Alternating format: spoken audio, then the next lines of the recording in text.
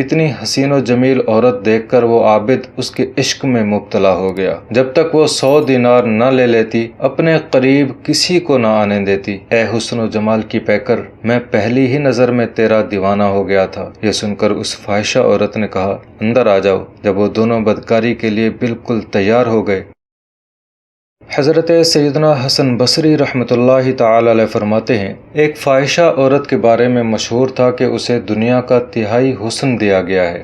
اس کی بدکاری بھی انتہا کو پہنچ چکی تھی۔ جب تک وہ 100 دینار نہ لے لیتی اپنے قریب کسی کو نہ آنے دیتی۔ لوگ اس کے حسن کی وجہ سے اتنی بھاری رقم ادا کر کے بھی اس سے بدکاری کرتے۔ ایک مرتبہ ایک عابد کی اس عورت پر اچانک نظر پڑ گئی۔ اتنی حسین و جمیل عورت دیکھ کر وہ عابد اس کے عشق میں مبتلا ہو گیا اور اس نے ارادہ کیا کہ میں اس حسین و جمیل عورت کا قرب ضرور حاصل کروں گا۔ جب اسے معلوم ہوا کہ 100 دینار دیے بغیر میری یہ حسرت پوری نہیں ہو سکتی تو اس نے مطلوبہ رقم حاصل کرنے کے لیے دن رات مزدوری کی۔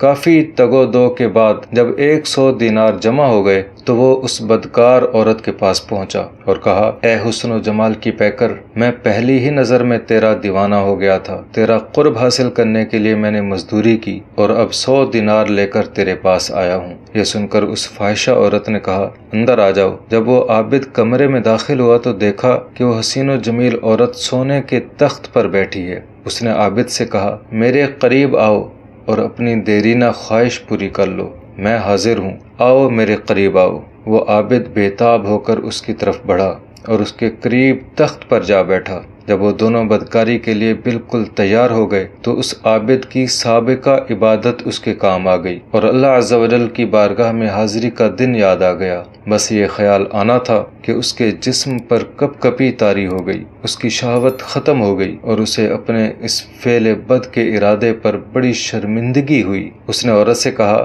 مجھے جانے دو اور یہ 100 دینار بھی تم اپنے پاس رکھو، میں اس گناہ سے باز آیا۔ اس عورت نے حیران ہو کر پوچھا، آخر تمہیں کیا ہوا؟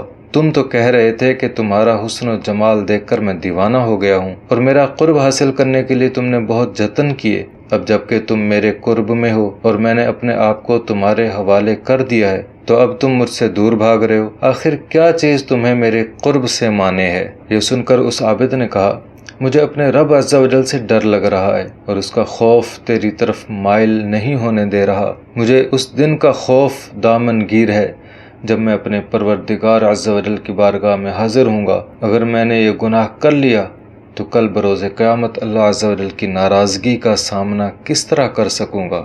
لہٰذا اب میرا دل تجھ سے اچاٹ ہو چکا ہے، مجھے یہاں سے جانے دو۔ عابد کی یہ باتیں سن کر فاحشہ عورت بہت حیران ہوئی اور کہنے لگی، اگر تم اپنی اس گفتگو میں سچے ہو تو میں بھی پختہ ارادہ کرتی ہوں کہ تمہارے علاوہ کوئی اور میرا شوہر ہرگز نہیں بن سکتا، میں تم ہی سے شادی کروں گی۔ عابد کہنے لگا، تم مجھے چھوڑ دو، مجھے بہت گھبراہٹ ہو رہی ہے۔ عورت نے کہا، اگر تم مجھ سے شادی کر لو تو میں تمہیں چھوڑ دیتی ہوں۔ عابد نے کہا، جب تک میں یہاں سے چلا نہ جاؤں اس وقت تک میں شادی کے لیے تیار نہیں۔ عورت نے کہا، اچھا ابھی تم چلے جاؤ لیکن میں تمہارے پاس آؤں گی اور تم ہی سے شادی کروں گی۔ پھر وہ عابد سر پر کپڑا ڈالے، منہ چھپائے، شرمندہ شرمندہ وہاں سے نکلا اور اپنے شہر کی طرف روانہ ہو گیا۔ فاحشہ عورت کے دل میں اس عابد کی باتیں اثر کر چکی تھیں، چنانچہ اس نے اپنے تمام سابقہ گناہوں سے توبہ کر لی۔ پھر اس نے اپنے شہر کو خیر آباد کہا اور اس عابد کے بارے میں پوچھتی پوچھتی بالآخر اس کے گھر پہنچ گئی۔ لوگوں نے عابد کو بتایا کہ فلاں عورت تم سے ملاقات کرنا چاہتی ہے۔ عابد باہر آیا، جیسے ہی اس کی نظر عورت پر پڑی تو ایک زوردار چیخ ماری اور اس کی روح عالم بالا کی طرف پرواز کر گئی۔ عورت اس کی طرف بڑھی تو دیکھا کہ اس کا جسم ساکت ہو چکا تھا۔ وہ بہت زیادہ غمزدہ ہوئی اور اس نے لوگوں سے پوچھا، کیا اس کا کوئی قریبی رشتہ دار ہے؟ لوگوں نے کہا، ہاں اس کا ایک بھائی ہے لیکن وہ بہت غریب ہے۔ یہ سن کر اس عورت نے کہا، میں تو اس نیک عابد سے شادی کرنا چاہتی تھی لیکن یہ تو دنیا سے رخصت ہو گیا، اب میں اس کی محبت میں اس کے بھائی سے شادی کروں گی۔ چنانچہ اس عورت اور عابد کے بھائی کی شادی ہو گئی۔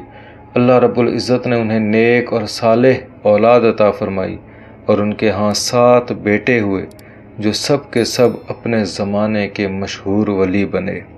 اللہ عز و جل کی ان پر رحمت ہو اور ان کے صدقے ہماری بے حساب مغفرت ہو۔ اے ہمارے پیارے اللہ عز و جل، ہمیں بھی اپنا ایسا خوف عطا فرما کہ ہم ہر قسم کے گناہوں سے محفوظ رہیں، ہمارا کوئی عضو کبھی بھی تیری نافرمانی والے کاموں کی طرف سبقت نہ کرے۔ اے اللہ، ہمیں عبادت کی لذت اور چاشنی عطا فرما۔ اگر بتقاضۂ بشریت ہم سے گناہ سرزد ہو جائے تو اپنے فضل و کرم سے فوراً توبہ کی توفیق عطا فرما۔ اپنی ناراضگی سے ہماری حفاظت فرما، ہمیں گناہوں پر شرمندگی عطا فرما۔